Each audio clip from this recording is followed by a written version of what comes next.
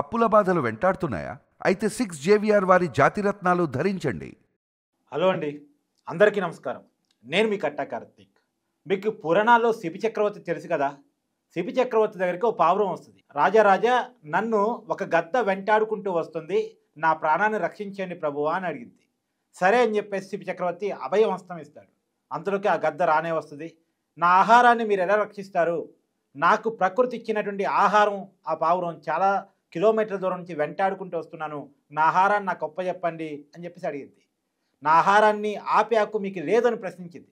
దానికి గాను ఈ పావురాన్ని ఇవ్వలేను, నేను దానికి రక్షణ ఇస్తానని అభయస్తం ఇచ్చాను, నీకు ఇంకేం కావాలని అడిగితే దానికి సమానమైనటువంటి మాంసాన్ని నాకు ఇవ్వండి మీ శరీరం నుంచి అని అడిగింది. అంటే అలా అననా పావురాన్ని వదిలిపెడతాడు అని. కానీ శిబి చక్రవర్తి తన శరీరంలో ఉన్న మాంసాన్ని తన తొడ నుంచి తీసి ఆ పావురానికి సమానంగా తూకం వేసి ఆ గద్దకిస్తాడు. అది మనం చరిత్రలో శిబి చక్రవర్తి గురించి చదువుకున్నాం, విన్నాం. ఈ తరాన్ని తెరవాలి కూడా. ఇవాళ అలాంటి ఒక వ్యక్తి రాజకీయాల్లో ఆంధ్రప్రదేశ్లో కనపడుతున్నాడు.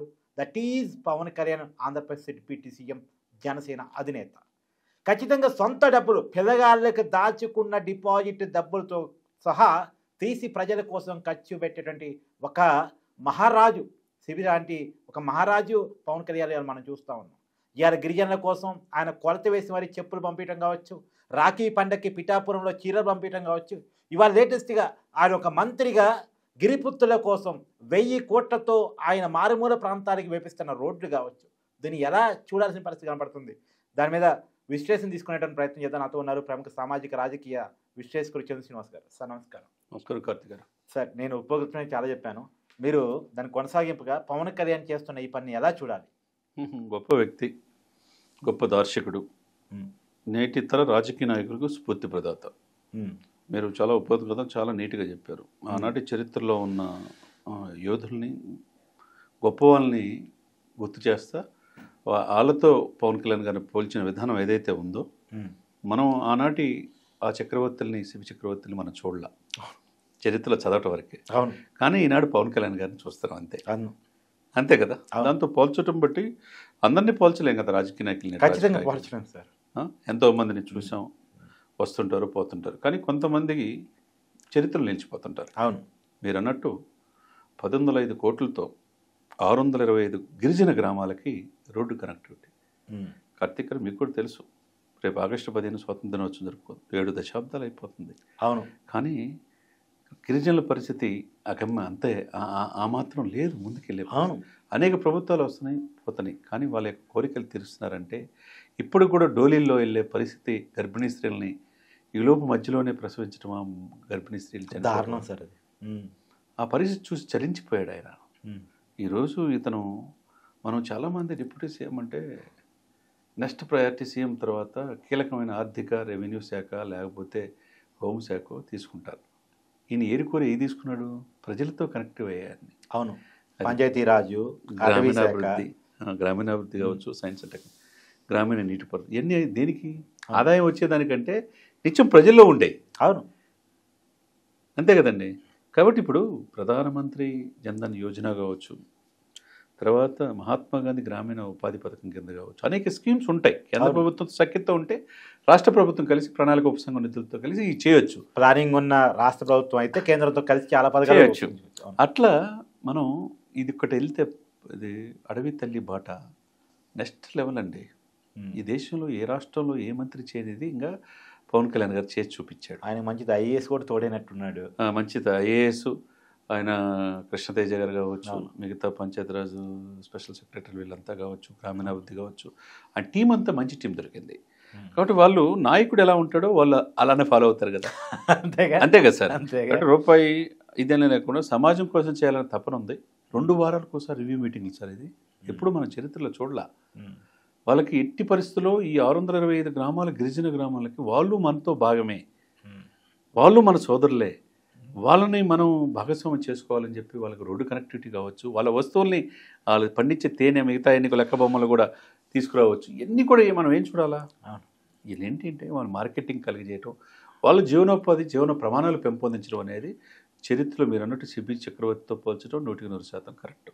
అది ప్రభుత్వంలో ఉన్నాడు కాబట్టి ప్రభుత్వంలో చేయగలుగుతున్నాడు. ఇవన్నీ కూడా వ్యక్తిగతంగా మీరు చెప్పినట్టు వాళ్ళ కొలతలు కొలిసి చెప్పులు, వాళ్ళ మామిడి పండ్లు కావచ్చు, లేకపోతే 2 రగ్గులు కావచ్చు, 666 మందికి ఒక్కొక్కరికి 3 రగ్గులు మొన్న పంపించారు. రాఖీకి రాఖీ కావచ్చు. ఇక అది పిఠాపురం అంటే ఇక ఆయన సొంత, ఆయనకి గెలుపు అనేది చూడాల, అన్ని చేదు జ్ఞాపకాలే, అన్ని ఓటమిలే, కానీ గెలుపును చూపించింది పిఠాపురం ప్రజలు. గుండెల్లో పెట్టుకుంటున్నాడు. దేశంలో ఆదర్శమంది నియోజకవర్గ పిఠాపురం తీర్చిదిద్దుతున్నాడు. 308 కోట్లతో అభివృద్ధి పనులు చేశాడు.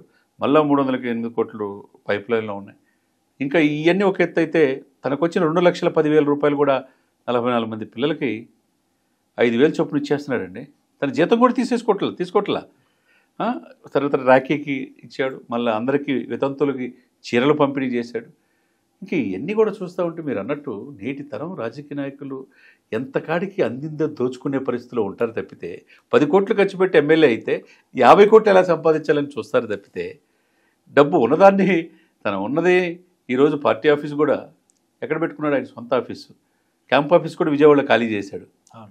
టీ కూడా క్యాంప్ ఆఫీసు అదే తన ఇల్లుగా చేసుకున్నాడంటే, నేటి తరం రాజకీయ నాయకులు ఆయన స్ఫూర్తి ప్రదాతగా తీసుకోవాలి సార్. చేసి చావాగనం చేయాలన్న తపన, ఆలోచన నాయకుడు ఉన్నప్పుడే ప్రజల గుండెల్లో నిలిచిపోతారు. మీరు అన్నట్టు కౌలు రైతులకు తన బిడ్డల డిపాజిట్లు తీసుకొచ్చి ఇవ్వటం కావచ్చు, 400 గ్రామాల పంచాయతీలకు 400 కోట్లు, 400 లక్షలు అంటే 4 కోట్లు ఇవ్వటం కావచ్చు, 12,336 గ్రామాల్లో గ్రామ సభలు పెట్టడం కావచ్చు. ఇవన్నీ ఏంటంటే రికార్డు కదా సార్, ఇవన్నీ ఏంటంటే చరిత్ర ఏం చెప్తుందంటే, నీ పదవి ఏం తీసుకున్నావు అనేది కాదు, నీవు ఎంతవరకు ప్రజలకి చేరువయ్యావు, ఎంతవరకు ప్రజలు మనల్ని పొందావు, ఎంతవరకు ప్రజల గుండెల్లో జీవించావు అనేది ఇక్కడ చూస్తారు సార్. కాబట్టి దశాబ్దం పైన ఆయన ఎక్కడ గెలుపు లేకపోయినా ఒక్కసారి 100% స్ట్రైక్ రేట్తో ఈరోజు పవన్ కళ్యాణ్ వ్యక్తి దేశ రాజకీయాల్లో ఒక సునామీలాగా వచ్చాడనమాట. 2019లో ఎంత ఫెయిల్యూర్ కనపడిందో 2024లో అంత సక్సెస్ కనపడింది. ఎందుకు? ప్రజల కోసం నిలబడ్డాడు కావచ్చు, ప్రజల ఉదయాల్లో ఉన్నాడు కాబట్టి. ఇవన్నీ కూడా ఏంటంటే ప్రజలు చూస్తూ ఉంటారు. దీర్ఘకాలంగా కొద్దిగా ఇమ్మీడియట్గా రిజల్ట్ రాకపోయినా ఇతను మన కోసం నిలబడతాడు లేదనేది ఆలోచిస్తుంటారు. ఖచ్చితంగా సార్. అంతే కదా, 151 సీట్ల నుంచి 175 వెళ్దాం అనుకున్న వాళ్ళకి 11కి ఎందుకు పరిమితమైంది? ఏదో అంటారు, దేవుడు అగ్నిపరిచి పెడతాడు, దాంట్లో నిలదొక్కుతే నీ జీవితం మంచిగా ఉంటుందని. అగ్నిపరిచి ఎదుర్కొని నిలబడ్డాడు కాబట్టి. శివ చక్రవర్తి గాను, కర్ణుడు, ఇవన్నీ కూడా సినిమాల్లో చూస్తుంటాం, వింటుంటాం. అవును. దాన ధర్మాలు చేసేవాళ్ళు కర్ణుడు మించిన వాళ్ళు లేడంటాం. అవును. వీళ్ళందరినీ మించిపోయిన ఈ గుణం ఈయనకుంది. ఆయనకి బెండు చేయాలని తపన ఉంది. పేదవాడు నాతో పాటు వాడు పాప ఆకలి అని డబ్బు లేకపోతే అతని ప్రమాణాలు పెరగక కావచ్చు, తోటి వాళ్ళకి సహాయం చేయవచ్చు, ఆకలి అని అలమటించకూడదు. వాళ్ళకి ఉండటానికి నీడుండాలి, వాడు కట్టుకోవడానికి ఇప్పటికీ ఇంత చేస్తున్నా పవన్ కళ్యాణ్ నాయకుడిగా గుర్తించడం ఇష్టం లేని వాళ్ళకి, పవన్ కళ్యాణ్ రెగ్యులర్గా విమర్శించడమే పనిగా పెట్టుకున్న వాళ్ళకి మీరు చెప్పే సమాధానం ఏంటి? అంటే ఇక వాళ్ళకి మానసిక పరిస్థితి మీద అనుమానం వస్తుంది, ఇంకా అంతకంటే ఏం లేదు. మీరు చెప్పి 100% నిజం సార్. ఆ నిజాన్ని నేషనల్ మీడియా గుర్తించగలుగుతుంది కానీ లోకల్ మీడియా గుర్తించట్లేదు. అందుకనే పవన్ కళ్యాణ్ గారు చేసే ప్రతి పని కూడా మనం మాత్రం చెప్పాలనే ఉద్దేశంతో మనం చెప్తా ఉన్నాం. Thank you sir.